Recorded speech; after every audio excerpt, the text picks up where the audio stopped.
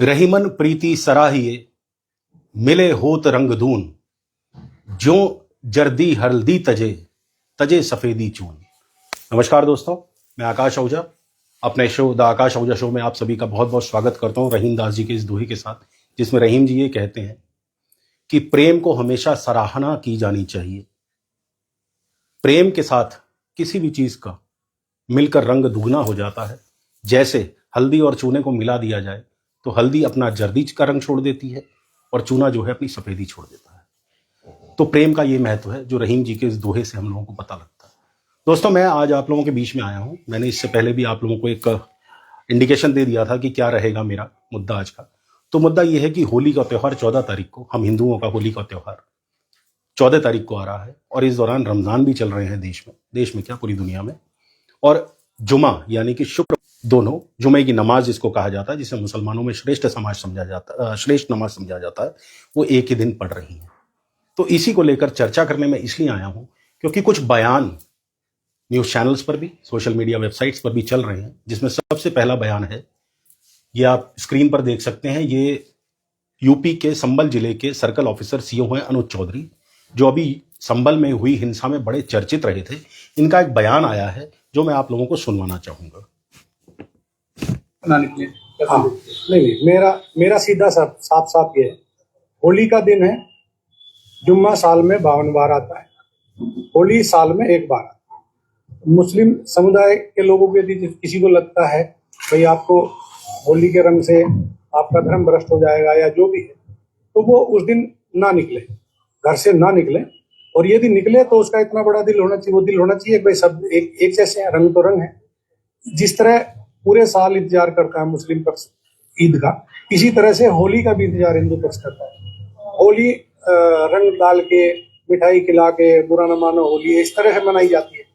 और ईद में भी लोग सेवैयां बनाते हैं, गले मिलते हैं, एक दूसरे के यहाँ जाते हैं, आते हैं, तो सेम उसी तरह का त्योहार है। तो आप दोनों पक्षों के लिए, हिंदू और मुस्लिम, आप एक दूसरे का सम्मान करें और अनावश्यक किसी पे यदि कोई निकल रहा है उस पर रंग ना डालें। ये हिंदू पक्ष के लिए भी हमने भाई, यदि कोई उससे बच रहा है तो उस पर भी रंग ना आप डालें। और यदि उस दिन होली का दिन है, सबसे बड़ी बात, वो जिसको लगता है रंग का वो बुरा मानेगा, तो उस दिन किसी भी हालत में अपने खुश रहे, तो उसमें शांति भी बनी रहेगी और एक मैसेज भी अच्छा रहेगा। तो बाकी सबके ये प्रशासन, खासकर संभल में, हम कोई भी इस तरह की लापरवाही किसी भी पक्ष की। दोस्तों, ये एक बहुत संतुलित बयान है और इस बयान में सीओ साहब ने बड़े अच्छे ढंग से एक बात कही है कि अगर किसी को रंग से दिक्कत है वो घर में नमाज पढ़ सकता है। मुझे इस बयान से कोई ऐतराज नहीं है। मैं पहले आपको ये कह दूं कि एक ऑफिसर की तरह उन्होंने सही बयान दिया कि किसी भी तरह का एक सांप्रदायिक सौहार्द है वो बिगड़ना नहीं चाहिए। अगर किसी को रंग से दिक्कत है तो वो घर में रहे। और उन्होंने साथ ही जो हिंदू धर्म के अनुयायी हैं, जो होली मनाते हैं, उनसे भी अपील करी है अनावश्यक किसी पर रंग ना डालें, जो होली पर एक अमूमन समस्या रहती है, क्योंकि हम लोग भी मनाते हैं, हम लोग भी इस चीज को जानते हैं। अब मैं आपको सुनाता हूं इसी सूबे के मुख्यमंत्री का बयान। तो हर सप्ताह पढ़नी है, स्थगित भी हो सकती है, कोई बाध्यकारी तो है नहीं कि होना ही होना है। लेकिन अगर कोई व्यक्ति पढ़ना ही चाहता है तो अपने घर में पढ़ सकता है, आवश्यक नहीं कि वह व्यक्ति मस्जिद में ही जाए। भाई या तो जाना है तो फिर रंग से परहेज न करें। अगर रंग से किसी को परहेज है तो अच्छा होगा। और पुलिस अधिकारी ने यही बात समझाई। और ठीक है, जो हमारा वो पुलिस अधिकारी है वो पहलवान रहा है, अर्जुन अवार्डी रहा है, ओलंपियन है, पूर्व ओलंपियन है। तो अब पहलवान की बात है तो पहलवानी की तरह बोलेगा तो थोड़ा कुछ लोगों को बुरा लगता है, लेकिन सच है, उस सच्चाई को स्वीकार करना चाहिए। दोस्तों, अब मैं स्क्रीन को बंद कर रहा हूं। ये योगी आदित्यनाथ जी ने अपने सीईओ के बयान का पूरा समर्थन किया है और ये कहा है, मुझे फिर से मैं कहूंगा कि आपत्ति नहीं है इन बयानों से। अगर उन्होंने सांप्रदायिक सौहार्द बरकरार रखने के लिए ये बयान दिए हैं तो इन बयानों का स्वागत किया जाना चाहिए। इसमें कोई दुराग्रह नहीं होना चाहिए। No passion, no prejudice. लेकिन मेरा ये मानना है कि ऐसे मौकों पर आखिरकार इन बयानों की आवश्यकता क्या है। मैं इसलिए कहना चाहता हूं कि हमेशा से भारत को कौमी एकता का गुलदस्ता कहा गया है। तो 1947 में जब हमारा देश आजाद हुआ था तो लगभग 36 करोड़ आबादी थी हमारे देश की, जिसमें 30-31 करोड़ हिंदू थे, 4 से 5 करोड़ मुसलमान थे, बाकी अन्य धर्मों के लोग थे। पहली बात तो आपने कभी गौर किया है कि हमारे देश के बंटवारे का सबसे ज्यादा लाभ किसको हुआ था? क्या हम लोग सियासी नेताओं की महत्वाकांक्षाओं की भेंट नहीं चढ़े? क्या देश के 30 करोड़ हिंदुओं ने और 5 करोड़ मुसलमानों ने उठकर यह कहा था कि हमें अपना अलग राष्ट्र चाहिए, हमें धर्म के आधार पर विभाजित राष्ट्र चाहिए? नहीं, नहीं कहा था। ये उन लोगों ने कहा था जिनकी शामिल था, हिंदू महासभा शामिल थी, नेहरू जी भी संभवतः शामिल रहे होंगे। तो मुझे ऐसा लगता है आप कभी एक बार इंट्रोस्पेक्ट, रेट्रोस्पेक्ट करके देखिए, क्या देश में रहने वाले उन मुसलमानों ने या हिंदुओं ने यह कहा था, उन 30 करोड़ और क्रमशः 5 करोड़ लोगों ने, कि हमें अलग देश चाहिए, धर्म के आधार पर विभाजित देश चाहिए? और सोचिए, अगर धर्म के आधार पर उन लोगों ने देश मांगा होता, मुसलमानों ने अपना अलग, तो क्यों इस देश में मुसलमान रह गए? आखिर क्यों पाकिस्तान में जो भारत से आए गए मुसलमान हैं, उन्हें आज तक मुहाजिर कहा जाता है, उन्हें आज भी सम्मान नहीं दिया जाता? कभी सोचा इसका लाभ किसे हुआ है? और ऐसे समय में ऐसे बयान आना, इससे किसका लाभ होगा? क्या आप लोग ये सोच रहे थे? क्या आप लोगों के दिमाग में भी ये था कि जुमे की नमाज पढ़ रही है होली के दिन? आप लोगों के दिमाग में नहीं होगा कि एक धर्म विशेष के प्रति आप नफरत कर सको। दोस्तों, मैं फिर से पुरानी बात करता हूं। इतिहास को लेकर हमें बड़ा ज्यादा उद्वेलित किया जाता है, कभी औरंगजेब के नाम पर, कभी किसी के नाम पर। लेकिन सोचिए, मैं आपको याद दिलाता हूं 1965 का युद्ध भारत पाकिस्तान का। वीर अब्दुल हमीद, परमवीर चक्र विजेता, अमेरिका के पेटन टैंक्स के आगे अकेले भिड़ गए थे, उनकी शहादत हुई थी। अगर वीर अब्दुल हमीद ना होते तो अमेरिका के 16 पेटन टैंक्स हम नहीं उड़ा पाते। याद करिए हमारे राष्ट्रपति अब्दुल कलाम साहब, अगर वो ना होते तो मिसाइल कार्यक्रम में भारत आज इतना उन्नत ना होता। मैं ये नहीं कहना चाह रहा कि किसी धर्म में सारे ही अच्छे लोग हैं। मैं थोड़ा सा आपको और इतिहास में ले चलता हूं। मैं आपको त्रेता की याद दिलाता हूं। त्रेता में प्रभु उनके महल में ही रहने वाली मंथरा ने पूरी रामायण का निर्माण कर डाला, रावण युद्ध करवा डाला। हालांकि जो भी था वो नियति थी, हुई है जई राम रचि राखा को करी तर्क बढ़ावे साका। लेकिन उसी राम जी के महल में, जिस राम जी को हम मानते हैं, जिन राम की मर्यादा को लेकर उन्हें हम पुरुषोत्तम कहते हैं, जिनके संस्कारों पर हम चलने का प्रयास करते हैं, उन्हीं के महल में रहने वाली मंथरा ने बुद्धि हरली कैकेयी की। तो यानी अच्छे बुरे लोग हर तरफ हैं। अब बात करते हैं द्वापर युग की। द्वापर युग में भगवान कृष्ण के सगे मामा कंस ने उन्हें मारने का प्रयास किया। सगे मामा यानी एक तरफ कृष्ण हमारे लीला पुरुषोत्तम जो आज हमारे आराध्य हैं, जिनका नाम लेकर हम प्रेम की बंसी बजाने का प्रयास करते हैं, चाहे वो किसी भी तरह की, माता पिता से प्रेम हो, भाई बहन का प्रेम हो, पति पत्नी का प्रेम हो। लेकिन उसी द्वापर में कंस था और वो कृष्ण जी का सगा मामा था। तो अच्छे बुरे लोग हर तरफ है। मैं ये नहीं कहता हिंदुओं में सारे बुरे हैं, मुसलमानों में सारे बुरे हैं, हिंदुओं में सारे अच्छे हैं, मुसलमानों में सारे बुरे हैं। लेकिन हम किसी के सिर्फ अवगुण देखकर आगे नहीं बढ़ सकते। घर में 2 सगे भाई होते हैं, उनके बीच में भी विवाद होता है, गुण अवगुण का क्लैश होता है। लेकिन क्या हम उसके अवगुणों को देखकर अपने सगे भाई से नफरत करने लगेंगे या अपनी सगी बहन से नफरत करने लगेंगे? आपकी पत्नी, आपके पति के अंदर भी कोई ना कोई अवगुण होगा, लेकिन हम अवगुणों को दूर करते हैं, दूर करने का प्रयास करते हैं या उन्हें अनदेखा करते हैं। 1857 की क्रांति याद करिए। बहादुर शाह जफर ने 1857 की क्रांति को लीड किया था। रानी लक्ष्मीबाई उसमें थी, तात्या टोपे उसमें थे, बेगम हजरत महल उसमें थी। कितने मुस्लिम योद्धा थे। मंगल पांडे आपको याद होंगे। उस समय जो फौज थी, अंग्रेजों की फौज थी तथाकथित रूप से, लेकिन उस फौज ने यह कहा कि अगर गाय के मांस से बनी गोली बनेगी तो हम नहीं लड़ेंगे, और मुसलमानों ने पूरा साथ दिया था। तो वो एकता का प्रतीक था। उस समय कोई हिंदू मुसलमान नहीं था, सब भारतीय थे, सब हिंदुस्तानी थे। ये दूरी कहां से आई, कभी आपने कल्पना करी है? और रही बात जुम्मे की, तो जुम्मे की आपको बता दूं कि पैगंबर हजरत मोहम्मद सल्लल्लाहु अलैहि वसल्लम साहब ने कहा है कि जुमे की नमाज का सवाब अन्य नमाजों के मुकाबले 40 गुना ज्यादा होता है। साथ ही यह भी कहा जाता है कि हजरत आदम अलैहिस्सलाम जो सबसे पहले इस दुनिया में आए, मुसलमानों की किताब के मुताबिक, कुरान के उनके धार्मिक ग्रंथ के मुताबिक, वो शुक्रवार के दिन ही जन्नत से यहां आए थे और शुक्रवार के दिन ही जन्नत वापस गए थे। तो उनके लिए जुमे की नमाज का महत्व है, जैसे मेरे लिए नवरात्र का बहुत महत्व है। मेरे नवरात्र पर अगर कोई मुझ पर प्याज से बनी कोई चीज खिलाने का प्रयास करेगा, मैं व्रत रखता हूं पिछले 27 साल से, सन 1998 से लगातार मैं अनवरत व्रत रखता हूं, दोनों में, चाहे चैत्र नवरात्र हो चाहे शारदीय नवरात्र हो, मैं हमेशा व्रत रखता हूं, सपरिवार व्रत रखता हूं, सपत्नीक व्रत रखता हूं। उस व्रत के दौरान अगर कोई मेरा धर्म भ्रष्ट करने की कोशिश करेगा तो मैं उसे क्षमा नहीं करूंगा। मैं ये नहीं कहता कि जुमे के दिन आप उनको रंग डालिए, नहीं डालिए, उनसे पूछ सकते हैं। मैं आज आपको एक एग्जाम्पल और देता हूं।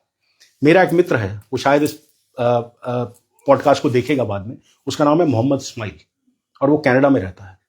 बीच में मेरा बड़ा बुरा वक्त था और उस व्यक्ति ने मेरे को आउट ऑफ द ट्रैक जाकर मदद करी थी और आज भी ईद के रोज वो मुझे अपने पिताजी से कुरियर करते हैं और दिवाली के दिन मैं प्रयास करता हूं, पूरा प्रयास मेरा रहता है कि उसके घर में मिठाई मेरी तरफ से पहुंचे। तो ये प्रेम है दोस्तों। आप कभी सोच कर देखिए, एक बार अपनी लिस्ट बनाइए, आपके आसपास के लोगों में कौन आपका अनिष्ट चाहने वाला है, वो आपके धर्म से आता है या दूसरे धर्म से, एक बार सोच कर देखिएगा। जिस नाई के पास आप जाते हैं, आप शेव बनवाते हैं, मान लीजिए वो मुसलमान है, क्या उसने कभी आपकी गर्दन काटने की कोशिश करी है? नहीं करी ना। आप विश्वास के साथ उस पर बैठते हैं कि वो आपकी गर्दन नहीं काटेगा। लेकिन यही आप अपने सर्कल में देखिए, जो आपके सजातीय होंगे, सधर्मी लोग होंगे, उनमें देखिए आपका कितना बैर होगा। आपका अपना ही पड़ोसी आपका मित्र नहीं चाहेगा कि आप आगे बढ़ो। तो अच्छे बुरे लोग हर तरफ हैं, हमें उस फीलिंग से बाहर आना पड़ेगा। क्या देश की असली समस्या हिंदू मुस्लिम है? क्या देश की समस्या ये नहीं है कि पेट्रोल किस रेट पर पहुंच गया है? क्या देश की समस्या ये नहीं है कि एलपीजी किस रेट पर पहुंच गई है? और दूसरी बात मुझे बताइए, क्या सांप्रदायिक नफरत करने से आपके जीवन में कोई सुधार हुआ है? क्या सांप्रदायिक नफरत करने से आपके बच्चों के स्कूल की फीस कम हो गई है? क्या आपका रोटी सब्जी का खर्चा कम हो गया है? देखिए कभी सांप्रदायिक नफरत का लाभ किसे मिला है। एक रेट्रोस्पेक्शन करिए प्लीज, मेरी रिक्वेस्ट है आपसे। मैं कुछ और चीजें आपको बताता हूं। शोले भारत के इतिहास की सबसे सफल फिल्म मानी जाती है। इसे सलीम जावेद साहब ने लिखा है, सलीम खान और जावेद अख्तर साहब ने। इसके अलावा आप सोचिए, अगर मोहम्मद रफी की आवाज ना होती तो क्या धर्मेंद्र, अमिताभ, मनोज कुमार, राज कपूर साहब आदि लोग जो जो उनकी आवाज लेते थे, मुझे एग्जैक्टली नहीं मालूम, क्या वो इतने सफल नायक बन सकते थे? अगर मोहम्मद अजीज 80 के दशक में ना होते, क्या गोविंदा, मिथुन जैसे लोग स्टार बन पाते? उनके गानों को हम सुनकर आज भी आह्लादित होते हैं, खुश होते हैं। तो ये है प्रेम। कुछ और एग्जाम्पल्स मैं आपको देता हूं जो मैंने निकाले भी हैं, मैं पढ़ के सुनाऊंगा आपको। एक चीज और, वर्ल्ड कप में मोहम्मद शमी का आपको प्रदर्शन याद होगा। क्या हम फाइनल पहुंच पाते अगर मोहम्मद शमी प्रदर्शन ना करते? 1930 में खान अब्दुल गफार खान ने जब नमक सत्याग्रह महात्मा गांधी चला रहे थे, तो खुदाई खिदमतगार नाम से उन्होंने एक संगठन शुरू किया और उन्होंने ये कहा कि हम भी अहिंसा से और प्यार से अंग्रेजों से मुकाबला करेंगे। इतना प्यार उमड़ा था गांधी और खान अब्दुल गफार खान के बीच कि गांधी ने उन्हें अपना उपनाम दिया और सीमांत अलावा 1992 में, मैं एक एग्जाम्पल आपको देता हूं, जब बाबरी विध्वंस हुआ, इस देश ने सबसे बड़ा दंगा देखा। तब उस समय कोलकाता में हिंदुओं को मुस्लिमों ने अपने मस्जिद में पनाह दी और गुजरात के अहमदाबाद में मुस्लिमों को हिंदुओं ने, माफी चाहूंगा उल्टा बता दिया मैं आपको, कोलकाता में हिंदुओं ने पनाह दी मुसलमानों को और गुजरात के अहमदाबाद में मुस्लिमों ने हिंदुओं को पनाह दी 1992 के दंगे में। और जो दंगे अकारण इस देश पर लादे गए, कभी सोचिएगा, क्या वो हमारी प्रायोरिटी थी, लेकिन उसका हल निकल सकता था। 2002 के अहमदाबाद दंगों की बात करता हूं, जिसे गोधरा कांड कहा जाता है। अहमदाबाद के दरियापुर में हिंदुओं ने मुसलमानों को बचाया, सीना ठोक कर आगे खड़े होकर। तो वहां से 50 किलोमीटर दूर आनंद जिले के सुभांत में हाजी मोहम्मद हुसैन ने अपने दोस्त महेश भाई के पूरे परिवार को बचाया और खुद गोली खाई। तो ये प्रेम की बानगी है। 2019 में जब पुलवामा अटैक हुआ, एक बार फिर से कश्मीर में स्थितियां बिगड़ने लगी, तो कश्मीर के बड़गांव में मुसलमान परिवार आगे आए जिन्होंने कश्मीरी हिंदुओं को अपने यहां शरण दी ताकि उन्हें कोई नुकसान ना पहुंचे। और कश्मीरी हिंदुओं का पलायन कब हुआ था? 1989 में कश्मीर से। जरा देख लीजिएगा, और उस समय किसकी सरकार थी ये भी देख लीजिएगा। कौन वो सरकार थी 1989 में जो कश्मीरी हिंदुओं के हितों को सुरक्षित नहीं रख पाई थी? 2020 में कोरोना की बात करते हैं तो ऐसे अनेक एग्जाम्पल उत्तराखंड में भरे पड़े हैं। दिल्ली के मंदिरों में मुसलमानों के लिए लंगर सुविधा रखी गई, तो हाजी अली दरगाह मुंबई में मुसलमानों ने हिंदुओं के लिए लंगर खोल दिए। 2023 में बिहार के नालंदा में दंगा हुआ, तब भी हिंदू मुस्लिम परिवारों की एकता सामने आती रही। मैं एक चीज आपसे कहूंगा कि मंदिर की घंटी और अजान की आवाज दोनों में बसता है एक ही साज। दोस्तों, सुर जो हैं वो सारे गामा पा से शुरू होकर यहीं पर खत्म हो जाते हैं। क्या आपको कभी लगता है कि मंदिर की घंटी की आवाज अलग हो सकती है, अजान की आवाज अलग हो सकती है? ये हमारे दिमाग में ठूसा गया है दोस्तों, ये ठूसा गया है। मैं अब इन बयानों पर वापस से आता हूं, योगी आदित्यनाथ के बयान पर और अनुज चौधरी जो सीओ हैं संभल के, उनके बयान पर। ये बयान क्यों दिए गए इस समय पर? इन बयानों की कोई आवश्यकता नहीं थी। उसके बाद जो मैंने पहले भी लिखा, हमारे उत्तराखंड के जिले के एसएसपी ने भी सेम बयान दे दिया कि अगर रंगों से परहेज है तो अपने घर पर रहकर नमाज करें। गलत बात, आपने गलत समय चुना। आपको कायदे से क्या करना चाहिए था, मैं आपको बताता हूं। आपको करना चाहिए था कि अगर आपको पता है कि होली और जुमे की नमाज रमजान की एक ही समय पड़ रही है, तो आपको पहले से ही दोनों धर्मों के गुरुओं को बुलाकर एक समन्वय बैठक करानी चाहिए थी, और साथ में यह कहना चाहिए था कि मिलकर त्योहार मनाइए, आप नमाज पढ़िए। और होली क्यों नहीं, क्या धर्मगुरु आगे नहीं बढ़ते? क्या गुजिया और शरबत की पार्टी नहीं रखी जा सकती थी 2 दिन पहले होली से? हर क्षेत्र में एक ऐलान कर दिया जाता कि धर्मगुरु अपने अपने धर्मों के, क्या हम आज नहीं, मैंने जैसे इस्माइल मोहम्मद और एक और मित्र मेरे सैफ हैं, उनका मैं सैफ का एग्जाम्पल हालांकि नहीं दिया, लेकिन बता रहा हूं आपको कि सैफ, एक और मेरे मित्र हैं, टीचर हैं, मासूम अफगानी उनका नाम है, जिनके यहाँ ईद पर मैं जरूर जाता हूं और वो दिवाली पर मेरे घर जरूर आते हैं। तो दोस्तों, हम लोगों के अंदर प्यार बना है, प्यार बसा हुआ है, लेकिन हम लोगों को, कुछ लोगों ने अपनी स्वार्थ सिद्धि के लिए उस प्यार से दूर कर दिया है। हमें यह जता दिया है कि हमारी सबसे बड़ी परेशानी की जड़ दूसरे धर्म के लोग हैं, विधर्मी लोग हैं। चाहे मुस्लिमों को यह समझाया गया, चाहे हिंदुओं को, और जो समझाने वाले लोग हैं उनका व्यक्तिगत स्वार्थ सिद्धि का इसमें कार्य हो रहा है। मैं फिर से कहता हूं, मैं आपको बताता हूं कि जुमे की नमाज का महत्व क्या है। कुरान सूरा के अल जुमा 62:9 में पैगंबर साहब ने यह लिखा है कि आज के दिन अल्लाह से यारी करो, अल्लाह से दोस्ती करो, अपने सारे काम छोड़कर जुमे की नमाज पढ़ने के लिए आओ। क्या ऐसा नहीं हो सकता था कि 2 दिन पहले गुजिया और शरबत, जो प्रतीक माने गए हैं, शरबत प्रतीक माना जाता है मुसलमानों के लिए, इफ्तारी के टाइम पे रखते हैं वो लोग, और हमारी गुजिया प्रतीक है हमारे धर्म की, होली की प्रतीक है, क्या ऐसी एक पार्टी नहीं हो सकती थी? क्या ऐसा नहीं हो सकता था एक रात पहले हम सब एक दिन पहले हम एक दूसरे को रंग लगाते और उन्हें कहते कि मुस्लिम बहुल एरियाज में हम नहीं जाएंगे, आप लोग अपनी नमाज अता करिए। हम नमाज अता करने से पहले भी आ सकते हैं और बाद में भी आ सकते हैं, लेकिन इस तरह का व्यवहार नहीं कि शराब पीकर किसी को कुछ करना है या जानबूझकर कुछ करना है। आखिर क्यों रामनवमी के जुलूसों को हम मस्जिदों की तरफ आजकल मोड़ देते हैं? मैं ये नहीं फिर से कह रहा कि कौन अच्छा और कौन बुरा, बुरे लोग दोनों तरफ हैं, अच्छे लोग दोनों तरफ हैं, और अच्छों की भरमार है, लेकिन बुरों के डर के मारे अच्छे आगे नहीं आ पा रहे हैं। मैं फिर से कह रहा हूं कि यह देश कौमी एकता का गुलदस्ता है। चमन में इख्तलाते रंगोबू से बात बनती है, चमन में इख्तलाते रंगोबू से बात बनती है। हम ही हम हैं तो क्या हम हैं, तुम ही तुम हो तो क्या तुम हो। आप कभी एक गुलदस्ता बना के देखिएगा, विभिन्न कलर के फूल कैसे उसमें सुंदर लगते हैं। हमारे तिरंगे में भी केसरिया रंग उमंग का प्रतीक है, सफेद शांति का प्रतीक है, हरा हरियाली का प्रतीक है। क्या हरा रंग अपने तिरंगे में से हम हटा सकते हैं? क्या केसरिया रंग हम अपने झंडे में से हटा सकते हैं? नहीं हटा सकते। सफेद रंग क्या हम अपने झंडे में से हटा सकते हैं, जो शांति और प्रेम का प्रतीक है? नहीं हटा सकते। ये संदेश देते हैं। हमारा संविधान लिखता है, preamble first page, we the people of India, we the people of India. उसमें कहीं नहीं लिखा हिंदू मुस्लिम सिख ईसाई, उसमें लिखा हम सेक्युलर हैं। उसमें ये कहीं नहीं लिखा, उसमें लिखा we the people of India, हम इंडियंस हैं। ये सबको समझना चाहिए, हिंदुओं को भी समझना चाहिए, मुसलमानों को भी समझना चाहिए, सिखों को भी समझना चाहिए और ईसाइयों को भी समझना चाहिए, जैनिज्म को, जितने धर्म इस देश में, जितने पंथ इस देश में, उन्हें सबको समझना चाहिए। मैं बहुत ज्यादा बात नहीं करूंगा, बुरे अच्छे की बात मैंने पहले कर ली कि त्रेता में प्रभु श्री राम के महल के अंदर ही मंथरा जैसी उल्टा औरत थी, और द्वापर में श्री कृष्ण के सगे मामा कंस ने उन्हें मारने का प्रयास किया। अच्छे बुरे लोग हर तरफ। इसी तरीके से मुस्लिमों में भी जरूर होंगे, एग्जाम्पल्स उनसे लिए जा सकते हैं, लेकिन मेरा यह मानना है इन स्टेटमेंट्स की जगह यह कहना चाहिए था कि एक सांप्रदायिक सौहार्द बना रहे, बदतमीजी दोनों पक्षों की ओर से ना हो, एक सौहार्दपूर्ण वातावरण में इस त्योहार को एक साथ मनाया जाता। होली का तो त्योहार, सबसे बड़ा गाना कौन सा है होली का? शायद आप लोगों को याद हो, होली के दिन दिल खिल जाते हैं, रंगों में रंग मिल जाते हैं। तो अगर रंगों में रंग मिल सकते हैं तो हिंदू मुस्लिम सिख ईसाई क्यों नहीं मिल सकते? कभी सोचिएगा, क्या आपकी परेशानियों की सबसे बड़ी जड़ सांप्रदायिकता है?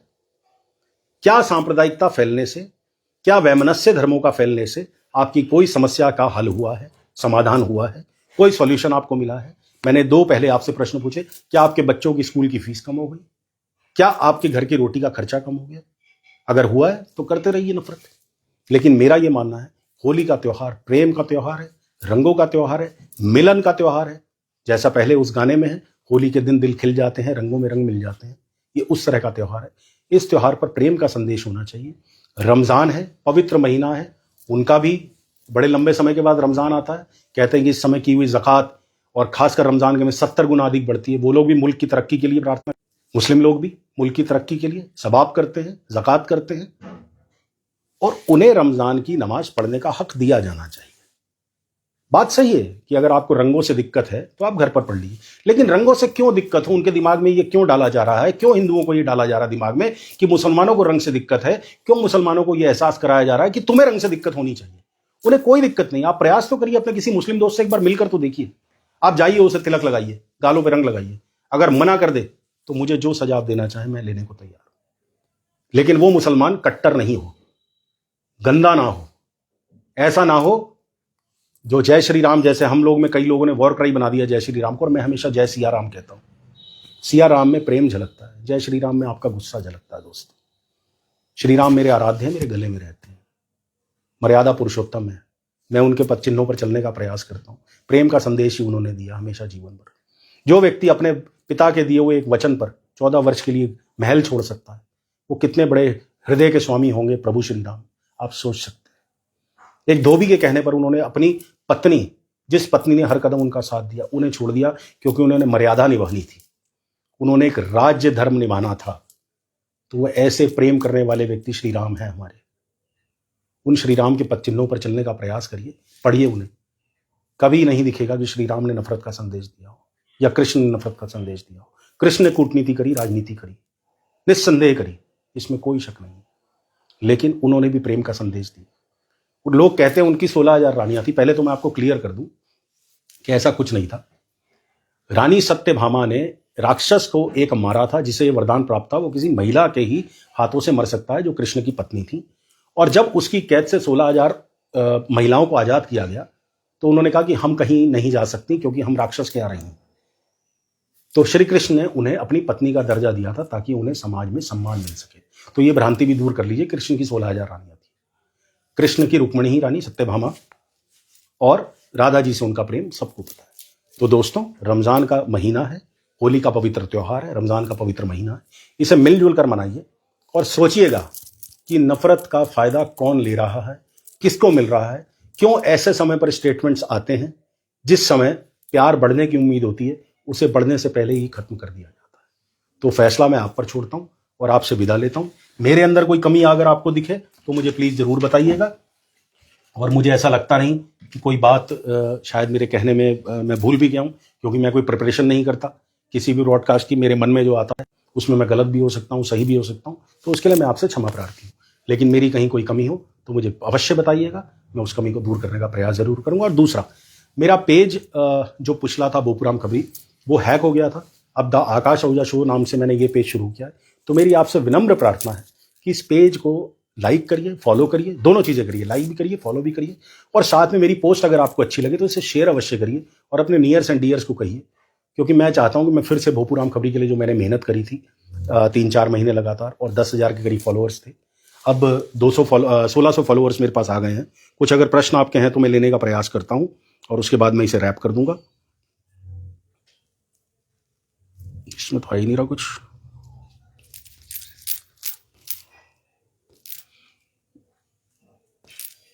आ गया, मैं देखता हूँ कोई बात।